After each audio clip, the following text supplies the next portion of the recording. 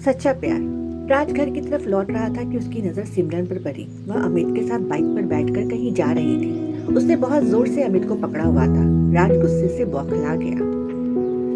उसने दोबारा मुड़कर देखा कि क्या ये सिमरन ही है। उसे अपनी आंखों पर विश्वास ही नहीं हो रहा था कि सिमरन किसी के साथ बाइक पर ऐसे कैसे जा सकती है। वो उस लड़के के साथ कुछ ज्यादा ही चिपक कर बैठी हुई थी। अमित बहुत तेजी से बाइक को चला रहा था। कुछ ही पल में वो दोनों आंखों से ओझल हो गए। राज क्या करता, वह उसका पीछा भी नहीं कर पाया।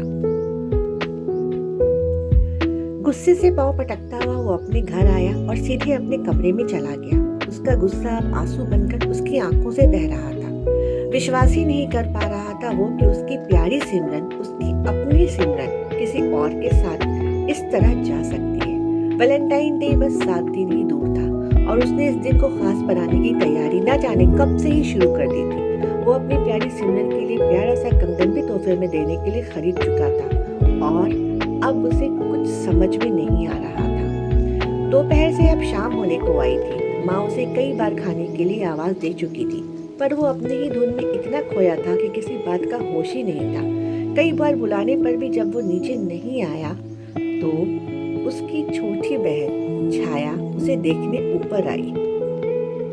भैया, माँ आपको कितनी देर से आवाजें दे रही है। ना तो आप नीचे आ रहे हैं और ना ही किसी बात का जवाब दे रहे हैं।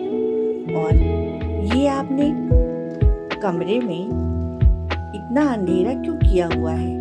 छाया ने बल्ब ऑन किया और भाई की तरफ मुड़ी। राज का आंसुओं से भीगा चेहरा देखकर वो घबरा गई। रो रो कर उसकी तो आंखें सूज गई थी। भैया, क्या हुआ आपको?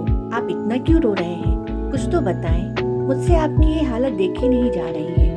बहन की तसल्ली भरी बातें सुनकर उसका मन भर आया, पर वो कुछ नहीं बोल पाया। छाया अब बहुत परेशान हो गई। फिर उसने भाई से पूछा, क्या आप सिमरन को लेकर तो परेशान नहीं है? सिमरन उसकी बचपन की सहेली थी और उसे इन दोनों के प्यार के बारे में सब पता था। राज सोच में पड़ गया।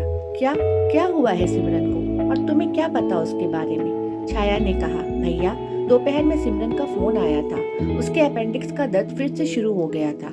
आपको तो पता ही है कि उसके पापा मम्मी घर से बाहर गए हुए हैं और वो घर पर अकेली है। उसने आपको भी कई बार कॉल की थी, पर आपका कॉल नहीं लगा। मैंने भी आपको कॉल किया था, पर मेरी भी बात आपसे नहीं हो पाई। तो माँ ने अमित भैया को कॉल करके सिमरन को हॉस्पिटल ले जाने के लिए कहा और हम आपके आने का इंतजार कर रहे थे। डॉक्टर ने उसे तुरंत ऑपरेशन के लिए बोला है। ये सुनकर तो मानो राज को काटो तो खून नहीं। उसे खुद पर शर्म आ रही थी। उसकी सिमरन इतनी तकलीफ में थी और वो न जाने क्या क्या सोच रहा था। वो अस्पताल की तरफ भागा अपनी प्यारी सिमरन के पास। रास्ते पर वो बहुत शर्मिंदा था अपनी नासमझी और शक पर। उसे खुद का ही सामना करने की शक्ति नहीं थी। वो सोच रहा था कि क्या यही वो सच्चा प्यार है जिसका दावा वो इतने दिनों से कर रहा था, जो कि बस एक जरा सा शक का बीज हिलाकर चला गया। आखिर ये कैसा प्यार था जिसमें भरोसा ही नहीं था। हॉस्पिटल में सिमरन बेसुध पड़ी थी। अमित वहीं पर खड़ा था। वो अमित के गले लगकर फूट फूट कर रोने लगा।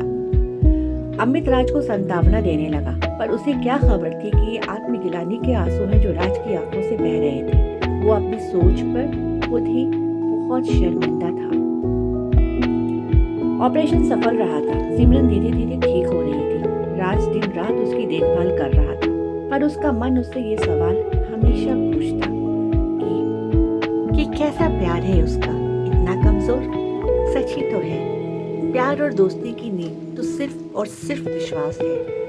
पर हमने कई ऐसे रिश्ते देखे हैं जिसमें शक का एक छोटा सा कांटा पूरे के पूरे रिश्ते की वजूद को हिला देता है। आपका क्या कहना है इस बारे में? कमेंट सेक्शन में मुझे ज़रूर बताइएगा। Thanks for watching. मिलते हैं फिर एक और नई कहानी के साथ। तब तक अपना ख्याल रखिए।